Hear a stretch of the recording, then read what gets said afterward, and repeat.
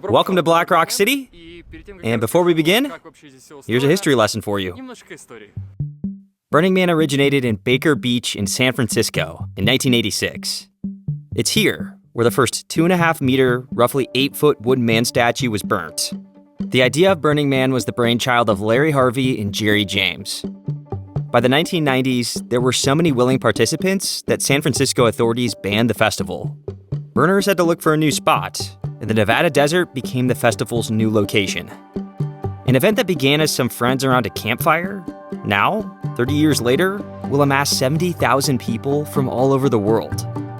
Now, Black Rock Desert is home to Burning Man. Thousands of years ago, a body of water stood in the very spot that is now a dried-up lake bed.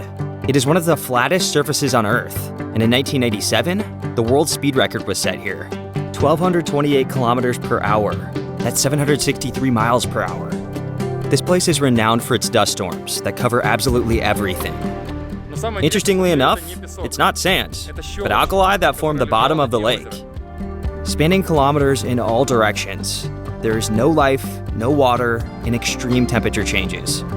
Thanks to the hard work of thousands of people, once a year, this place becomes a city in the desert that exists for just 1 week.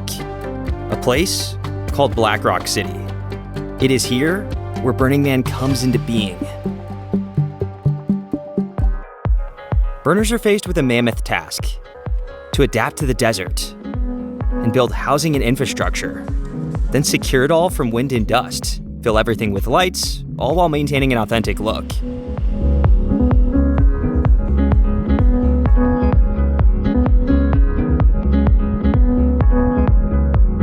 The main challenge lies in the lack of electricity in the desert, and everything has to run off generators, from the smallest to the largest industrial ones. Fuel for the generators, of course, must be brought in as well. Solar panels are also a thing here. There are AEZ areas in Black Rock City, where 100% of electricity is derived from alternative sources. People bring a crazy amount of furniture and construction materials, with the sole aim of building a city in the heart of nowhere. And 2 days into it, the city starts to shape up.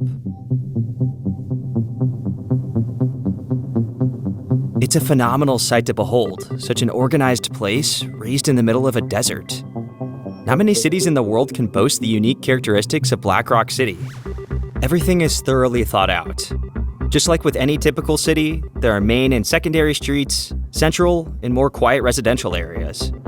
All streets are exactly 12.2 meters, or roughly 40 feet wide, marked long before the first burners begin to arrive. Black Rock City forms a semicircle, and just like with any watch, all the streets are named in time: 3:45, 2:15, 2:30, and so on. It makes it really easy to navigate around, providing a good understanding of where you are. A massive field in the middle of this semicircle is called Playa, serving as the epicenter to all the roads in the city.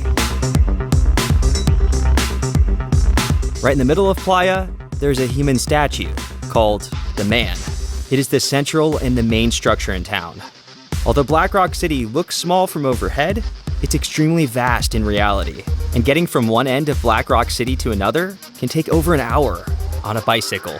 Keep in mind that it's a city that houses a population of 70,000 people. Black Rock City has a well-defined boundary, a so-called trash fence that is meant to stop trash being blown out of the city.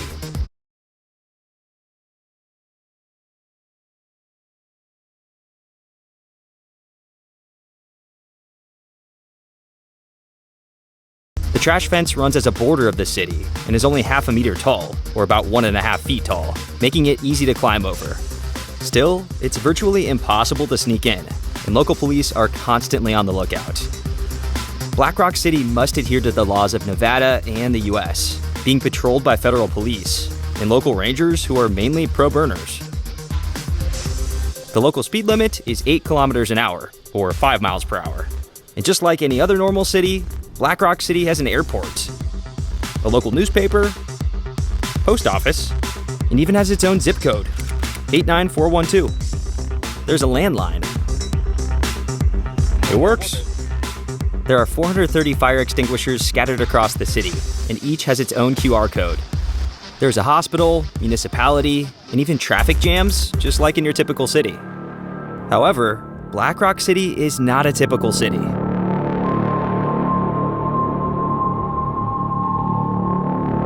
It's a dusty fantasy of how a post-apocalyptic world would look.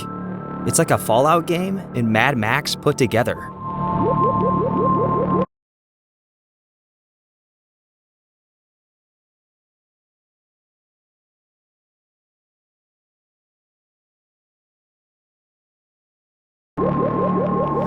Here, you constantly have to pinch yourself because it's hard to believe that you're not dreaming.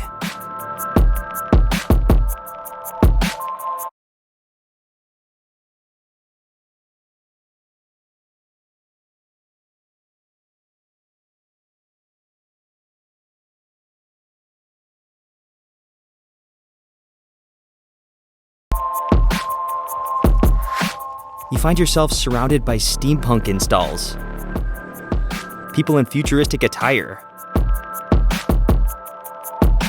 and art/mutant cars that impress me the most. There are hundreds of them here, all in true Mad Max style.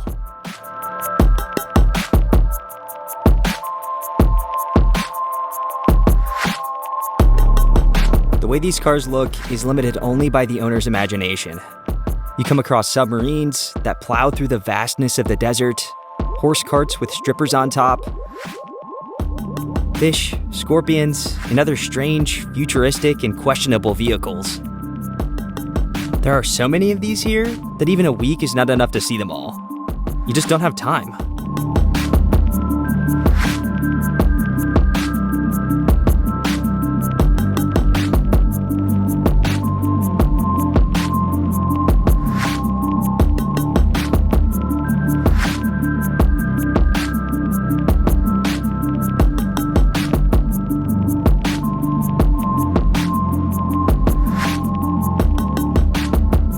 As per the Burning Man rules, you can go on any art car out here, and that's why they undergo rigorous inspections, getting a numbered plate that allows it to enter Playa. Most art cars are equipped with propane. You'll see why later. And sound systems.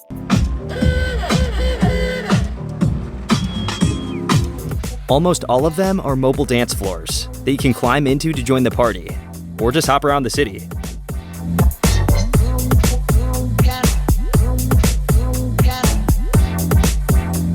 Still, bikes are the main form of transportation at Burning Man. That's mine, and my neighbor Artem's e-bike. Given the size of this place, it's hard to survive here without a bike, and parking it is similar to something you'd see in Amsterdam. The only difference is, you'll never see bikes like this anywhere else.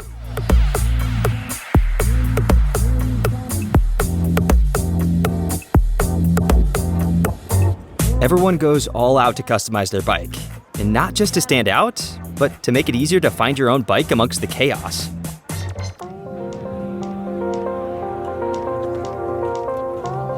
You also need a bike to travel around Playa, the biggest part of the city. Playa is an outdoor museum, a place where hundreds of artists from across the world put up their work. It's not just paintings, it's full-fledged art installations.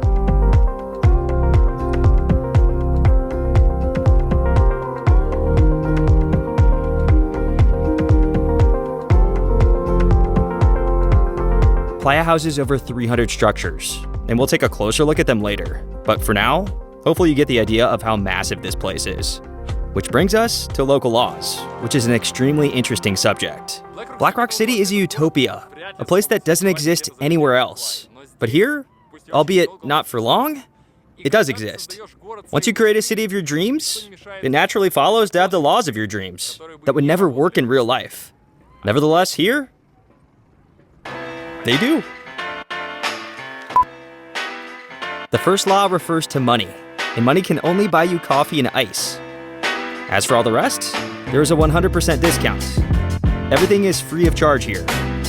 Free bars, free food. Activities are free as well.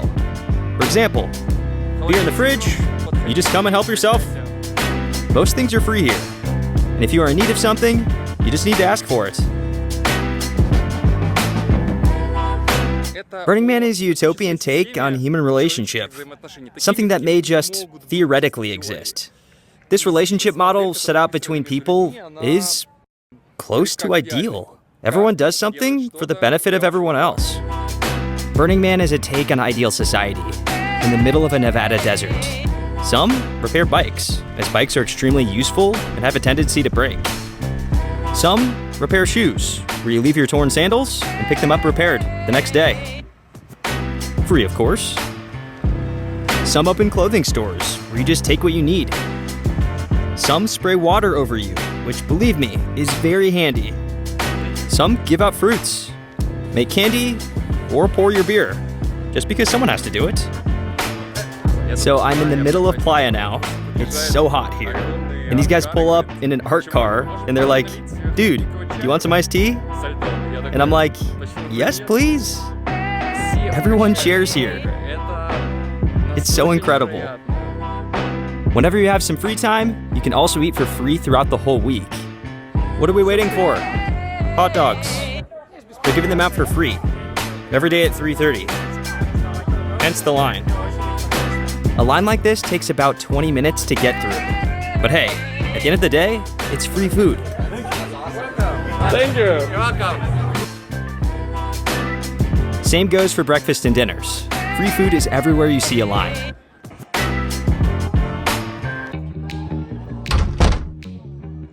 I guess there are around 1,000 bars in Black Rock City, and alcohol can be found on every corner. You can even find craft beer bars with a selection of over 15 types of lager.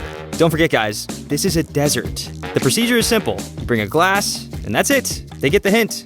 Surprisingly, those who invite you to their bars actually insist that you come in and drink. Like, really insist. They stop you on the streets and push you into their bar. US laws allow alcohol consumption once you turn 21, which is why you may be asked to show your ID. So many burners will just print a scan of it on their glasses. I forgot to mention, everyone carries their own glasses, since plastic tableware is pretty much non-existent here. All due to the next law that asks to leave no trace. The law requires that it looks like no one was ever even here. There are no garbage cans here, and you must take all your trash with you. You can dispose of it at the exit for $10 to $15 per bag. Same goes for water. Where will you dump this water? We put it in buckets and bring it out with us when we leave. You can't dump it here? No, you can dump clean water, like melted ice for example, but even then you have to spread it out across a perimeter and not in one spot. But if you have a lot of it, it has to be carried out. Brands are forbidden in Black Rock City. You won't see any here. And I had to tape everything up back at home. Burning Man allows you to do and express yourself in whichever way you like, as long as it doesn't harm others. Want to go all nude? They'll allow it, and many people take them up on the offer. Though most people do wear clothes, making costumes a strong form of self-expression. Burners start prepping their costumes long before the event, and some actually tailor them out. Your attire must include a belt, where you can hang things you need. Shades, comfy shoes, although looks are more important, and a dust mask. The more extravagantly dressed up you are, the better it is. So, people dressed like me stand out the most. Those who are dressed alternatively represent the real burners, who change into multiple costumes throughout the week. And since it's hot here, most of the costumes are minimal. Still, everyone looks bright, extravagant, and asks to be photographed.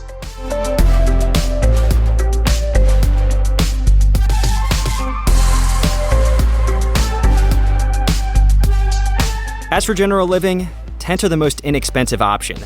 But since it's really hot, some people opt for special thermo tents. Some live in trailers, while the 1%ers come in luxury RVs. Everyone strives to add some coziness to their living quarters, and some manage to hit the sweet spot, given the fact that we're in a desert.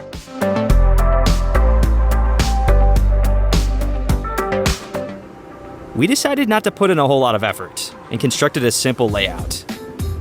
Most importantly, our fridge was packed with goodies, and the freezer was overloaded with food that the guys I lived with crammed in. There was, in fact, so much of it that half of it went back home.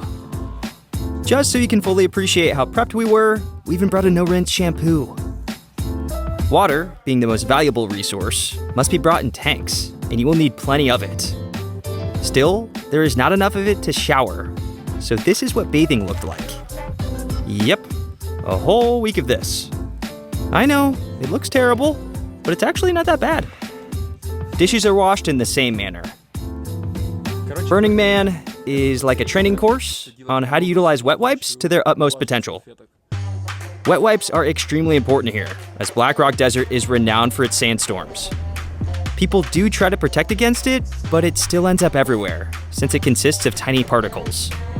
When the storm hits, it looks like the movie The Mist, with visibility decreasing to around 5 meters, about 16 feet.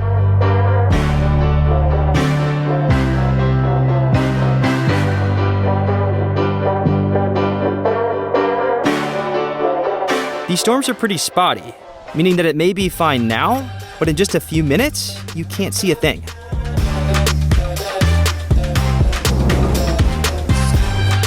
You get used to it.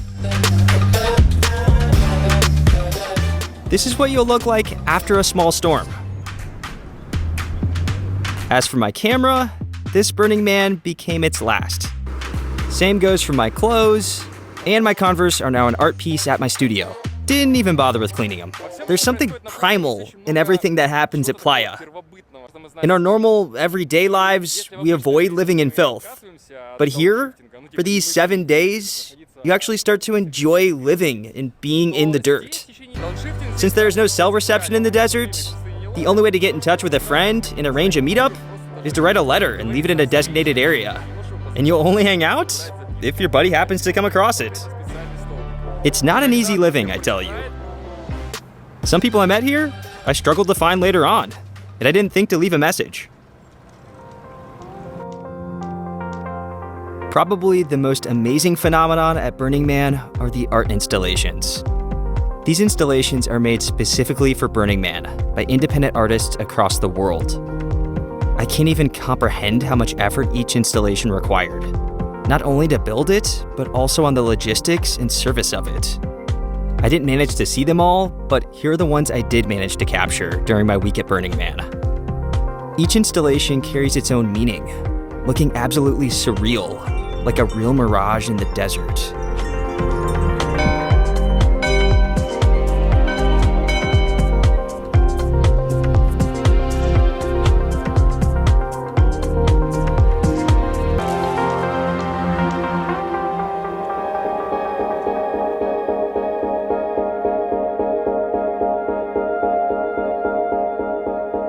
There are some substantial preparations that lead up to nightfall. As of 1993, it has become a tradition to turn on kerosene lamps to light up the street that leads to the Man. There are special people for that, called lamplighters. They repeat this procedure on a daily basis. At dusk, everyone tries to climb up as high as possible to take in the sunset that settles upon Black Rock City.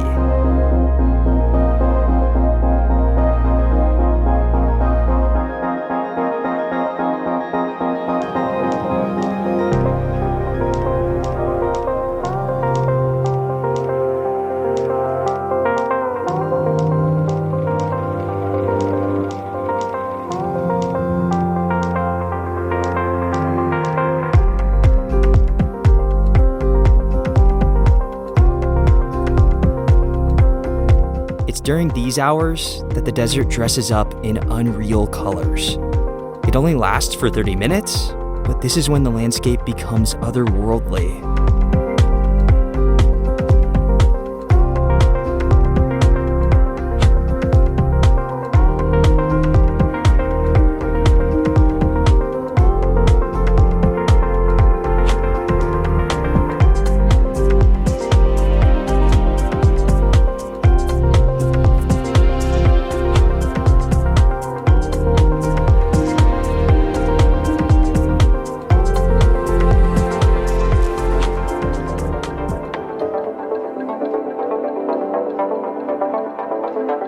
getting ready for the night means costumes.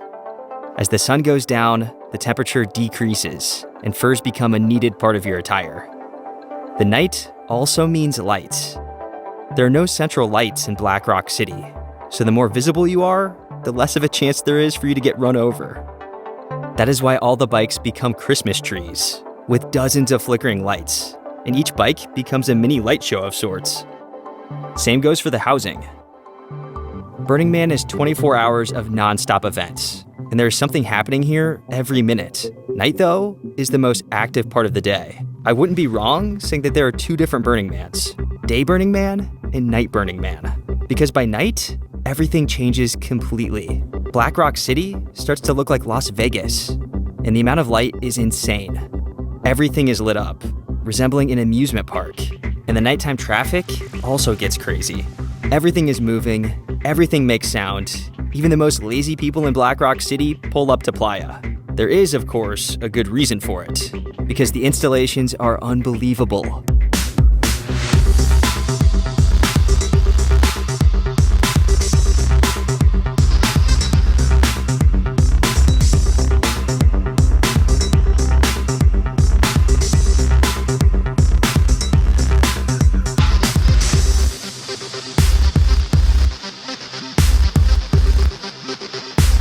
You really can become overwhelmed here at night because it's so hard to take everything in. Especially when you see something like this.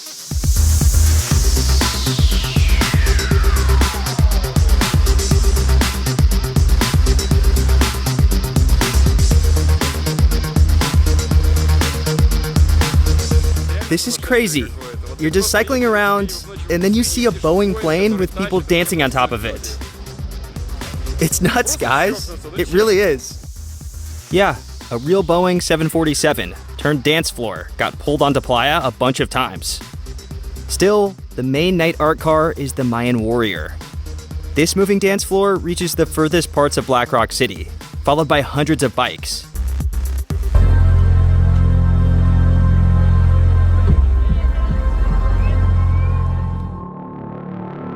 It's one of the most expensive art cars here, and according to some sources, it costs anywhere from $3 to $8 million. It boasts 24 subwoofers and roughly 70 kilowatts of sound, capable of reaching any part of Black Rock City. Couple that with a sublime laser system, visible from any part of the city, fire setup, and one of the best DJ lineups at Burning Man. Burning Man always attracts top DJs from the electronic scene, with the likes of Carl Cox, Jamie Jones, Martinez Brothers, Guy Gerber, and many more. If these names mean nothing to you, just know that these guys are as good as it gets. Given that all art cars are practically dance floors, and there are so many of them here, most of them are actually empty. Nevertheless, they're all on another level. So much so that any city in the world would be glad to have even just one of them.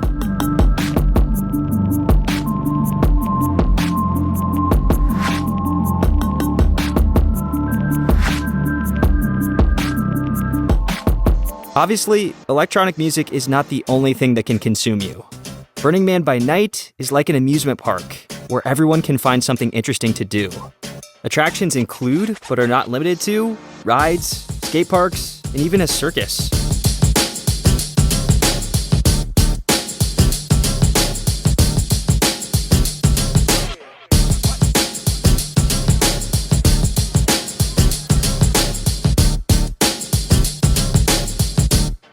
This place was one of the most popular. The goal is to push your opponent down to the mats.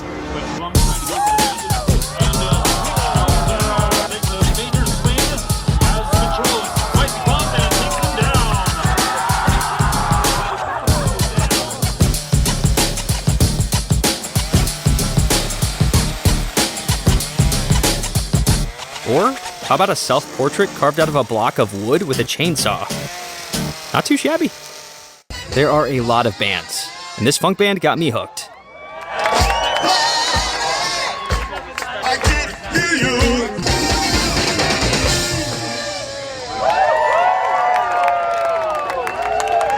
Now to the fire.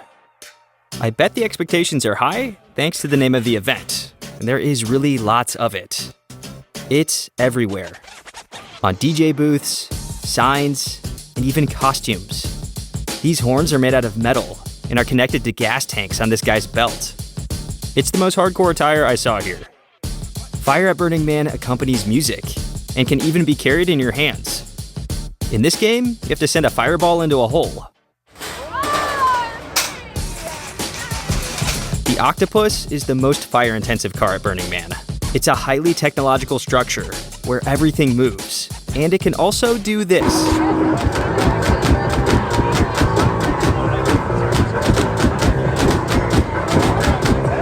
Still, the best fire-related thing I saw was the fire tornado that anyone can try making. You're given a burner, and a row of fans point against each other. And if everything clicks, this is what you end up with.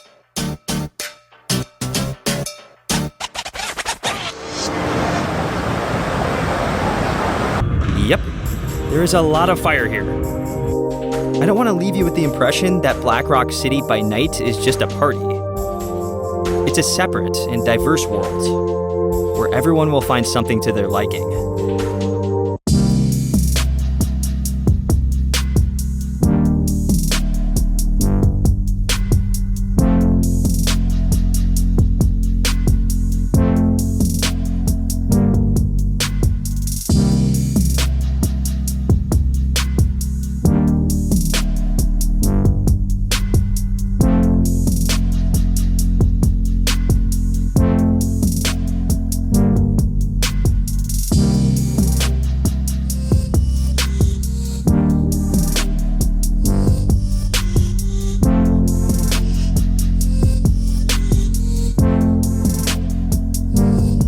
Just as I promised you earlier, here are the art installs by night.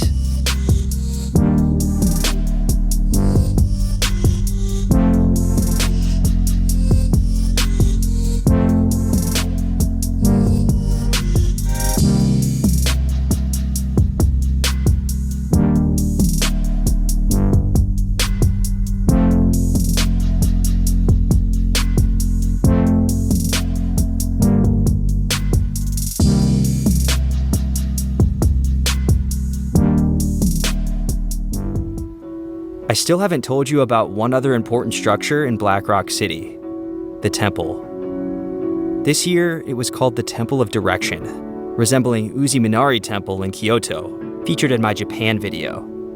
The temple is a place of spiritual cleansing, where you can attempt to bring closure with loved ones. Many people leave pictures here of those who passed away, their belongings, and notes. It's always quiet in here, unlike much of the Burning Man vibe.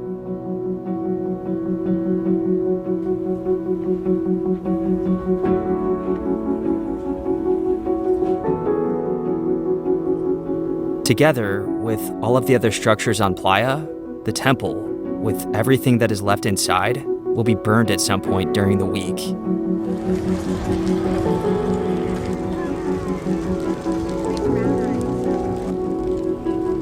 The burning will start midweek, and the smoke can be seen from any point of the city. The burn is always grandiose, with smiling faces all around. The temple, on the other hand, is different, burned in complete silence. As for other art structures, the burn becomes a show in and of itself.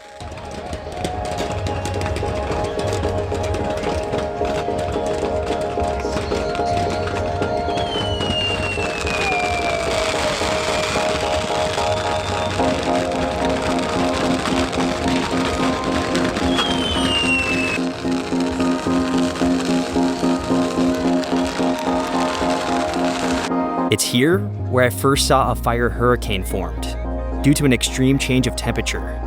Houses are burned in less than 10 minutes.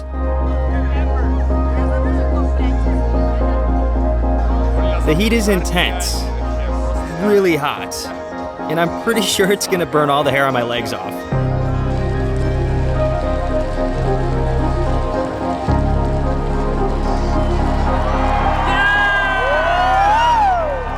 The burn continues throughout the week, and Saturday becomes the day when the whole city comes together, the whole 70,000 person community.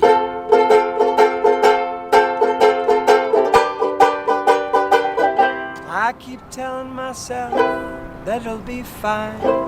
You can't make everybody happy all of the time. Lately I found this place where nothing seems right, and I don't know what to think about the night.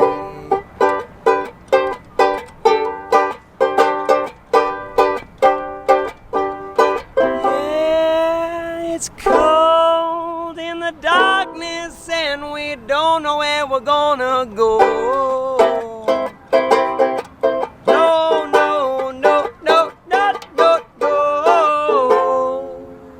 Time to let go.